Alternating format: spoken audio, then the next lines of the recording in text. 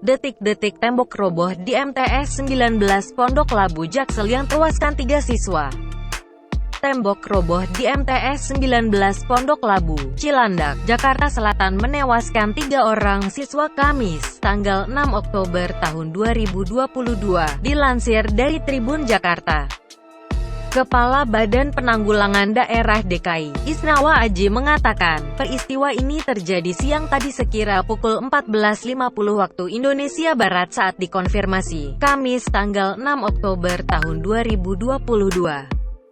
Anak buah Gubernur DKI Jakarta Anies Baswedan ini menyebut peristiwa ini bermula saat hujan deras mengguyur kawasan tersebut.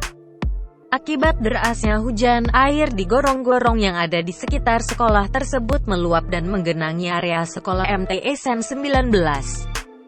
Beberapa siswa yang sedang bermain di area taman sekolah kemudian tertimpa tembok yang roboh, karena tidak mampu menahan luapan air yang ada. Isnawa pun menegaskan, tembok yang roboh tersebut bukan ruang kelas siswa. Akibat peristiwa ini, sebanyak 4 orang siswa menjadi korban dan 3 diantaranya meninggal dunia. Diketahui seluruh korban dibawa ke Rumah Sakit Prikasih untuk mendapatkan penanganan lebih lanjut. Diberitakan sebelumnya, bangunan MTS 19 Pondok Labu, Cilandak, Jakarta Selatan, roboh pada Kamis tanggal 6 Oktober tahun 2022, sore. Guru IPS di MTS 19, Edison, mengatakan peristiwa itu terjadi sekitar pukul 14.30 waktu Indonesia Barat dan kejadian tersebut terjadi waktu hujan deras.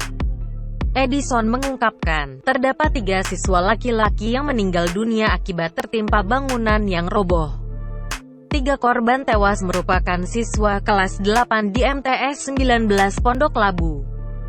Ia menjelaskan, bangunan yang roboh merupakan panggung yang ada di sekolah tersebut. Edison menyebut jika tembok yang roboh ada 2. Pertama, tembok antara pembatas sekolah dengan permukiman warga, yang kemudian menimpa tembok panggung. Edison menambahkan para siswa yang menjadi korban saat itu berada di balik tembok panggung. Saat ini, petugas damkar masih berusaha mengevakuasi korban lain yang masih terjebak.